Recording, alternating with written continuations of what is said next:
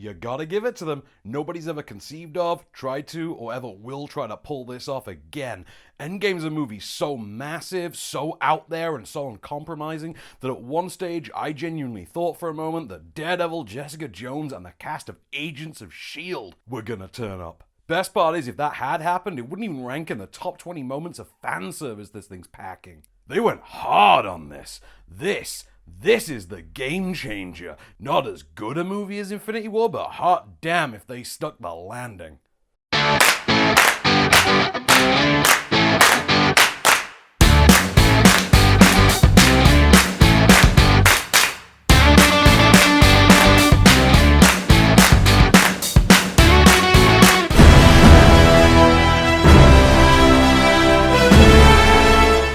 Would you look at that? For the first time in its history, Disney is theatrically releasing a fourquel, only to have a second one in the chamber ready to be fired in like 6 weeks. Also, how weird is it that the excitement for a fourth Avengers flick is painfully going to dwarf the buzz around Toy Story 4?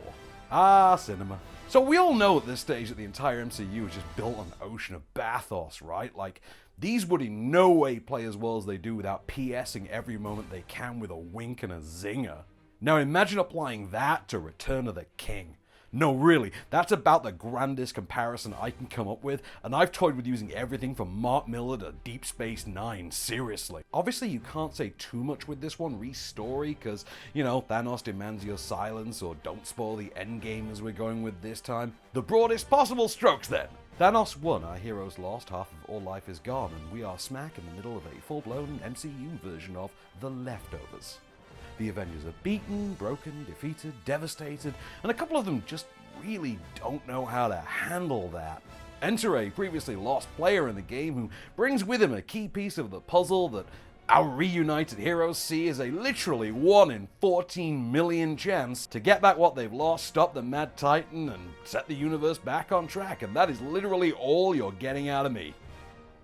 Though, according to pre-sales, you've either already seen it or you're going to shortly, in which case, just turn this off and go in cold, man. Endgame slays. On a cinematic level, for my money, it's not quite as refined or streamlined a movie as Infinity War was, which is kind of odd considering it has literally half the number of characters to spread out this time. I mean, there's a lot of push and pull between heavily emotionally driven sequences and some just outright comedic stuff, and it maybe doesn't work quite as well as last time, but hey, still better than Age of Ultron. It can just be a bit much at times. Like, there's a visual gag involving one of the Chris's that's really damn funny early on, but becomes increasingly bewildering as the movie insists on keeping it around. I can tell you they've largely outsmarted us all on this one, and anything you thought of as a potential solution during Infinity War, yeah, they've already thought of that, and they've got damn good reasons to shoot down literally every theory you got.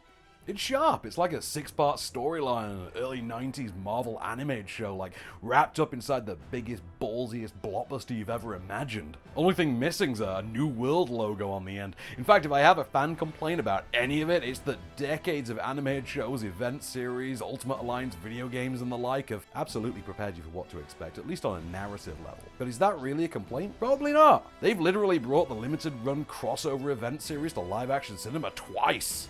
But it's not a quality dip like Ultimates 2 to Ultimates 3 or anything like that. Maybe just more Ultimates to Ultimates 2. Some really surprising performances in there from the key players. Downey straight up kills it as a terrified Tony Stark who makes his Iron Man 3 PTSD look like something you could deal with over a short lunch. Chris Evans proves once and for all that his casting as Cap really can be held on the same level as Christopher Reeve's Superman. And ScarJo gets a lot more of an integrally emotional position than you'd expect based on the character's propensity for, scissor kicks and headlocks.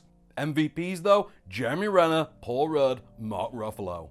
Renner's back and given an arc that really serves to give him some darkness as what's really been the most casually derided Avenger. Ruffalo finally gets to have his cake and eat it, and Rudd's just on his best as always when standing in as the audience proxy to tell us just how batshit all of this really is. There's only so much screen time to go around though, even in a movie that crosses the 3-hour threshold. Sadly, it's Chris Hemsworth and Josh Brolin who draw the short straws here, and that's just particularly unfortunate given what great parts both of those got last time out. There's still a lot of fun, sure, but as is increasingly the case with Thor generally, it's It's played just a bit too much for laughs, and well, Brolin, meanwhile, he's still the villain naturally, but he's positioned now as more of an obstacle than an outright threat, and it feels like a particular waste whenever the movie stops to give him a second to remind us of that. Now, clearly, Infinity War was Thanos' movie, and this one's more the old school Avengers teams, so maybe that just simply can't be avoided.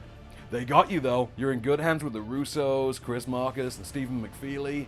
They know how to craft an epic story, and they're damn sure gonna prove it. Even managing to mine genuine gravitas from what's generally regarded as one of the worst Marvel movies. Loose ends are tied up, there are deaths, there are resurrections, there are massive, massive action sequences, and about 6 trillion one-liners as you go. And Alan Silvestri powers the pandemonium with another great score for the series, and Trent Opolok knows how to make things look somber without being grim, and well, Jeffrey Ford and Matthew Schmidt had their work cut out for them, pun absolutely intended, in having to cut this thing. I mean, it really moves. Like, it gets through a lot, and a lot of that's pretty great.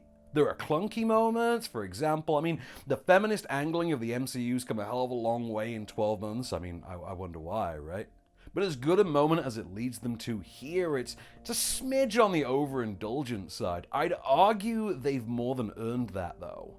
And it's impressive that a movie this long, 3 hours, 2 minutes and counting, can actually feel as short as it does in spite of that. Endgame really feels about the usual 2 hours and change length for this subgenre. Not overlong, nor underwhelmingly short.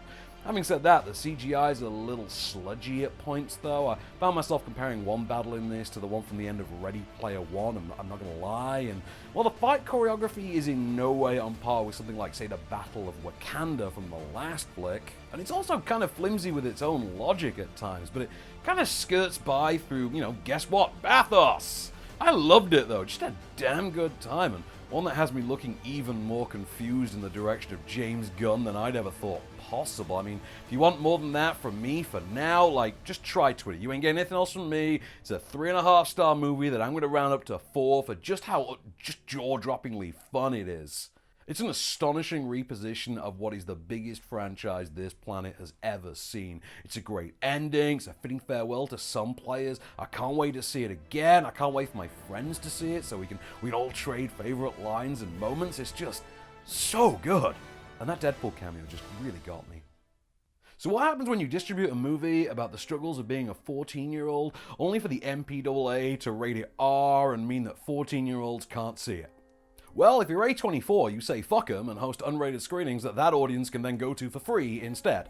And that's how much 8th grade has to say about the younger generation, and I can absolutely see why, despite my being demonstrably not a 14-year-old girl. Directorial debut by comedian Bo Burnham. 8th grade's a coming-of-age tale starring Elsie Fisher. She's the voice of Agnes from Despicable Me. I mean, well, the first two anyway. She's Kayla, a perfectly ordinary teenage girl who spends her life on a phone, has a YouTube vlog, and wants to get with the brooding bad boy at school. Boilerplate stuff. Like all good coming-of-age tales, though, it's more in the journey than in the destination, and, well, it's a damn finely crafted journey. I mean, Burnham's got a solidly Sundance-friendly vibe going on. His writing's very sharp. This hit me on the same kind of pubescent gut punch level as mid-90s did recently. And that's despite me, again, not being, nor ever having been, a 14-year-old girl. Really great debut for Burnham, and Elsie Fisher makes a really impactful stand that intrigues me in seeing what she'll go on to next. Some earnest and very charming support from Josh Hamilton in there too. I mean, like mid-90s, it may be too, quote-unquote, plotless to appeal to everyone, but I liked 8th grade a great deal. It gets 3 shiny stars from me, but I'll admit I was tempted to give it a 4th just for Anna Meredith's really effective score, I'm not gonna lie. Now, if you've seen Endgame, stick around after the end credits.